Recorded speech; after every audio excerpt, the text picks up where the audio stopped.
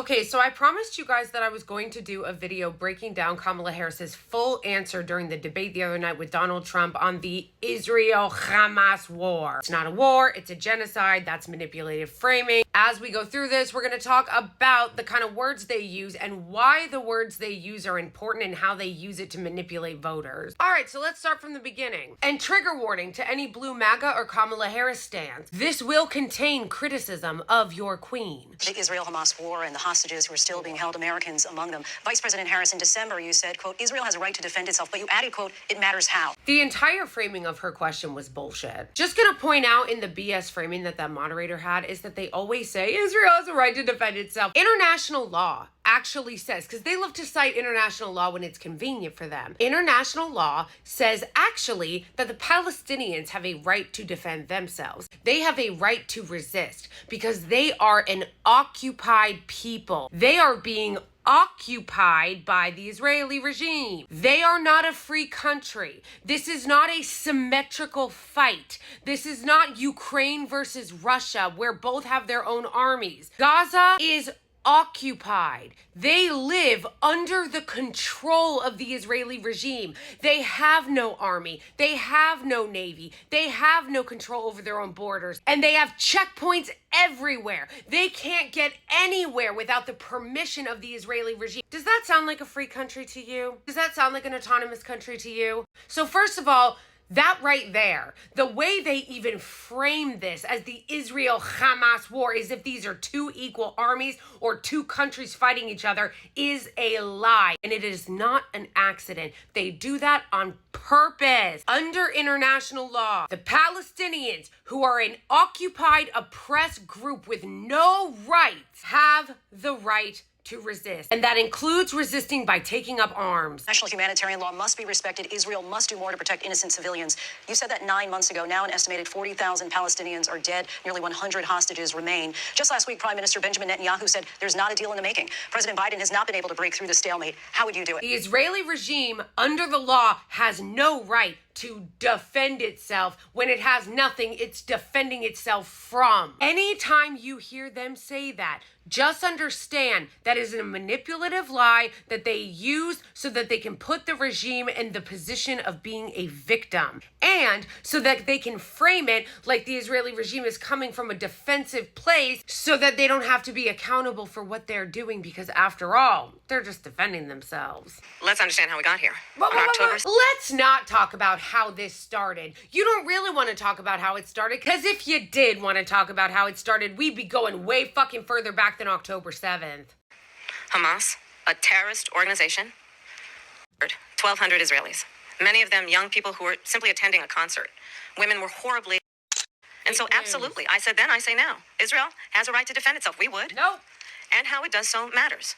Because... Bro, there was just so much bullshit in the first part of her answer that it's hard not to pause it every 2 seconds to try to correct it. Also, you notice how she just skipped right over the death toll of all the innocent civilians in Gaza? By the way, it is way more than 40,000. It was 40,000 in March. Let's set aside her canned response. She's been saying the same shit that Biden has said. And as the moderator pointed out, she said that 9 months ago. What has been the consequence for the Israeli regime not following international law? Because it's already been proven over and over and over again. They are not following international law. They are not protecting civilians. And she said that 9 months ago. So what's the consequence? Because she just keeps coming out, and so does Biden, saying they've got to follow international law, you know, they got to be good boys and girls, and then they don't. So 9 months later, since you've been saying that like a broken record for 9 months, what's the consequence? The consequence, of course, is more of our taxpayer money, more rewards. Because we all know that the best way to get somebody to comply with international law is to keep giving them money when they spit in your face. But you'll notice that despite her lip service, she just keeps dehumanizing the Palestinians too. Because she just brushes right past the death toll, right past the death toll of the Gazans and goes, let's remember how this started. October 7th, Hamas, a terrorist organization, which by the way, only according to the US and the UK. Okay? Not according to the UN or many other countries around the world. They are a resistance group that has, under international law, as I already said, a right to defend themselves. It is the US and the UK that designates it a terror organization. But putting that aside, then she goes into the SA hoax. It has already been debunked including by Israeli media outlets, that the mass essay happened on October 7th. That has already been thoroughly debunked by the UN and by Israeli media, and yet they keep repeating it. And the question is, why? And we'll talk about this more when we get to the two-state solution part, but one of the reasons for this is because when it comes to the Israeli regime and the mass amount of propaganda that is put out to the American people, they actually spend more time doing it and more time shielding the Israeli regime from the American people than they even do the Israelis. That's why a lot of times you'll find a lot of these reports and a lot of the open genocidal rhetoric easily in the Israeli regime's media. You'll see it on their local channels. You'll see it all over their social media. You'll see it in their news outlets, but you won't see it here. Here, we insist on having our politicians repeat the fake mass SA hoax, just like Biden repeated the beheaded babies hoax, when they're not even doing so in the Israeli regime. And that again is because they are constantly trying to launder the reputation of the Israeli regime and manufacture consent for the genocide in Gaza. And how do they manufacture consent for the genocide in Gaza among the American people? By making up SA hoaxes and things of that nature. What they don't want to talk about is why they did October 7th. What they don't want to talk about is why didn't Netanyahu prevent October 7th when they had intelligence weeks before that it was going to happen? What they don't want to talk about is why is it that even once it started, despite the fact that it's actually a fairly small country, it took them hours to stop it. And why is that? One reason is because they had all their military personnel going to terrorize people in the occupied West Bank to try to steal their houses, protecting the criminal settlers that were terrorizing Palestinians and kicking them out, which is also illegal under international law and under U.S. law, but we keep looking the other way. I said then, I say now. Israel has a right to defend itself. We would. And how it does so matters. Because it is also true, far too many innocent Palestinians have been killed. Children, mothers. What we know is that this war must end. It must end immediately, and the way it will end is we need a ceasefire deal and we need the hostages out. And so we will continue to work around the clock on that. Work around the clock, also understanding that we must chart a course for a two-state solution. And in that solution, there must be security for the Israeli people and Israel, and in equal measure for the Palestinians. But the one thing I will assure you always, I will always give Israel the ability to defend itself, in particular as it relates to Iran and any threat that Iran and its proxies pose to Israel.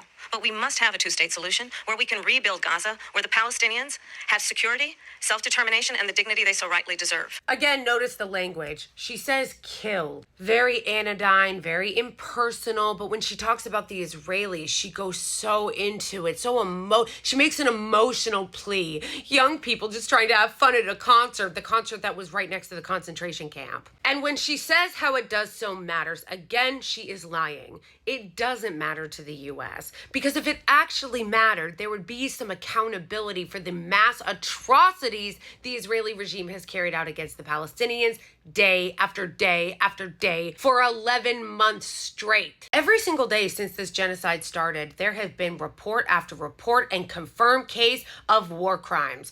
Every day there has been reports confirmed even by Israeli media of mass SA of Palestinian detainees. They have been doing war crimes up the wazoo, from bombing hospitals and schools to destroying humanitarian aid that American taxpayers also paid for, by the way. Endless list of crimes against humanity. And you know what the United States has done about it? Rewarded them, of course, as I said. We keep giving them more money. We keep giving them no strings attached weapons. Against not just international law, but our own stated laws. Our own stated laws. We are violating the Leahy law, our law, that says that if a country is committing war crimes or breaking international law, we will cut funding from them, or sanction them, or stop shipping them weapons. So really all she had to say was, I'm going to commit to enforcing the law as it is. She's running as a law and order candidate, right? She's running as, listen, I, unlike Donald Trump, am not a criminal. I'm a prosecutor, and I'm going to enforce the law. But she's not doing that. She keeps saying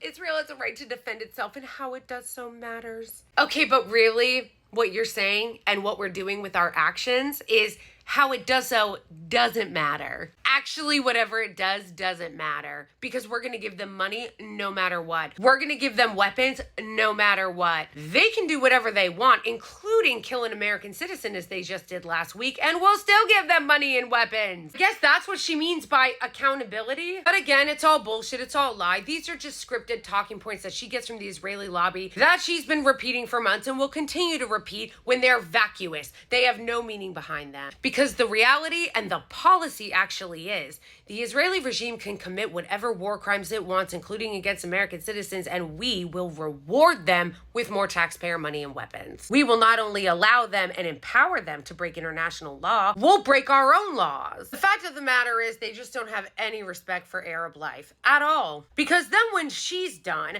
they go over to Donald Trump and then he starts trashing Arabs even more, trashing the Palestinians even more, and they get into a back and forth over who can be more subservient, the most subservient to the Israeli regime. And the two-state solution thing is another lie that she knows she's telling, because the two-state solution thing is bullshit. They know it, the Israelis know it, the Palestinians know it. It's actually something that they do as PR for the West. And what I mean by that is Americans like to view themselves as good people. So over the years that they've been doing the two-state solution routine, they say, we want the Palestinians to have their own state and we want the Israelis to have their own state and everybody live in peace. But they know that that's never been the plan of the Israeli regime. The plan of the Israelis has always been to take every square inch of Palestine and to drive every single one of the Palestinians off their land by any means necessary. The two-state solution is just what they tell the West so that we feel like we're being fair, good people. Oh, listen, we know that all of our tax dollars are going over there, but they're going to do a two-state solution. They're going to give the Palestinians their own state and the Israelis their own state. And as Americans, we're good with that. We like fairness. The only reason why it hasn't happened yet is because the Palestinians are just such barbaric savages. They won't stop committing terrorist attacks against these innocent Israelis. But they will get their state as soon as they get civilized. The Zionist project has always been that they are going to take all of it. That has always been it. Go back to the Likud charter. They love to talk about the Hamas charter. Go back to the Likud charter, which is Benjamin Netanyahu's party. It says in there, from the river to the sea. Sound familiar? Yeah, that's the phrase that all the media in the West gets hysterical about when people say it that are pro-Palestine, but it's in the Likud charter and Benjamin Netanyahu still says it. In fact, here's a recent photo of Netanyahu showing a map of what he calls Israel, and you notice something? Oh, right. It's all Israel. Where's the occupied West Bank? Oh, right. He wants to annex the entire thing. But you don't really hear that in the West. And that's exactly what I mean about the two-state solution. The West doesn't really report on the fact that Netanyahu says this on a regular basis. You actually talk to anybody that lives in the Israeli regime, and they will tell you they want all of it. They view it as all of theirs, and they will do whatever they need to do to the Palestinians to take it from them. But you still got Kamala Harris lying about the two-state solution. And they know it's not even possible anyhow. Here's a map of Palestine over time. Every single year, they've taken more and more of the Palestinians' land to the point where, look at it now, it's all checkered. And the reason why it's all checkered, as you can see in this chart right here, is because recently they've amped up the illegal settlements. Again, this is illegal under international law and supposedly under U.S. law, but we just keep allowing it to happen. They have peppered themselves all so thoroughly into the West Bank that it's Swiss cheese now. It would be very hard to split this up into a state, no? But she knows that. But the one thing I will assure you always, I will always give Israel the ability to defend itself, in particular as it relates to Iran and any threat that Iran and its proxies pose to Israel.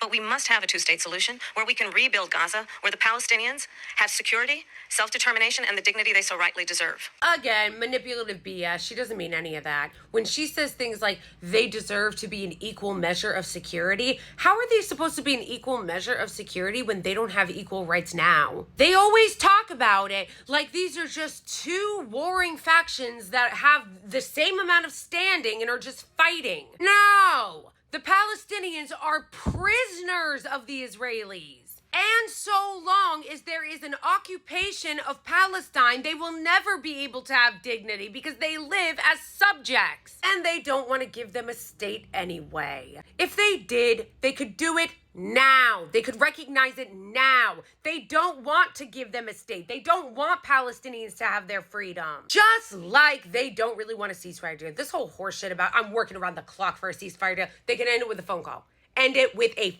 phone call. Ronald Reagan did. They are choosing not to. And what is also always chosen very deliberately is the choice to never tell you that this is an occupation. A vicious, brutal, dehumanizing, violent occupation of the Palestinian people. But they will never use that word because they want to make it seem like they're equals. That it's Israel and Hamas. That it's the Palestinians and the Israelis. And they try to create these false equivalencies and the false perception that there isn't a massive power imbalance and that this isn't a story of colonization of the occupied and the occupier, of the oppressor and the oppressed. So she lies and says, two-state solution so they can live in dignity. And the other reason why it's so insidious that she continues to repeat this fake compassion is because what it does is it gives liberals this idea that she really is trying, that she really wants to see change, that she really wants to see a ceasefire, when that is not true at all. And in fact, a perfect example of how well this manipulative tactic works is Charlemagne the God when he was on with Jill Stein the other day. Listen to what he says as they start talking about it. I have a question, and I would want all y'all to chime in on this. Is it fair to call the vice president a war criminal when she's actively calling for an end to the war in Gaza and she's just the vice president? Well, it's lip service. You know, I mean, she could. What James Ball would say, I can't believe what you say because I see what you do. You have the power to influence policy now. Sorry, She's the vice president. I mean, and But she could at least speak out. She could speak out. But she is. No, she speaks out in the same way that Biden does. Because you heard that, right? He said, is it really fair to call her a war criminal? Because she's been speaking out against it, and she's only the vice president. Then when they push back on it and say, like, it's just lip service, he's like, she's trying. She gave a speech at the convention. And I believe him. I think Charlemagne is being sincere. And that's exactly the problem with the way that she has been able to get away with the faux empathy routine. Because by being able to get away with the faux empathy routine, I'm so compassionate, I'm trying. And it gives people, independent voters, liberals, even some leftists, it gives them the false comfort and impression that they are actually working on it. But that because of her compassionate tone and her saying she's working tirelessly for a ceasefire, it makes people think she's actually doing anything, that she's going to do anything, or that she's saying anything different than what Biden has said. Biden said the exact verbatim word for word thing. People just fall for the trick that it means something because she sometimes acknowledges their humanity, whereas Trump doesn't acknowledge their humanity at all and uses Palestinian as a slur. So in conclusion, the speech was meaningless, less than meaningless. It was manipulative. It was malicious. It was a lie. It was using flowery language to just repeat that she's going to do the exact same thing Biden did, the exact thing that the Israeli lobby wants her to do. Our whole lives, we've all heard the phrase at some point or another, actions speak louder than words. I don't care how empathetic she comes across as she claims to be working for a ceasefire. If they actually wanted to do anything differently, they would halt weapons shipments. They would stop sending money and arms to the Israeli regime to carry out this genocide on Gaza. They would call Netanyahu and say, I'm sorry, my fasci friend, we are not giving you any more. And the entire thing would come to a screeching halt. Their actions speak much louder than their words do. They can pretend to give a shit all they want about all the Palestinians getting killed. And they can send strongly worded letters to the Israeli government and send all their lackeys out to the State Department and claim that they're holding them accountable and that they're telling them to adhere to international law. But unless and until you stop sending them money and weapons, it doesn't mean shit. Regardless of how you choose to vote, whether you choose to vote for Kamala Harris or Jill Stein, just be aware of the facts. And if you're gonna vote for Kamala Harris anyway, okay, just don't gaslight us and don't pretend that she's doing anything other than what she's doing. Because in my humble opinion, a more effective strategy if you actually care about what's happening in Palestine would be, rather than like talking about how great she is and acting as her personal bodyguard when anyone says something negative about her, to stop with the coconut memes and actually try to exact some pressure on her campaign and maybe try to use your vote as a little bit of leverage. I don't know, maybe go crazy and say that you're gonna withhold your vote unless she changes her position and, complies with US law.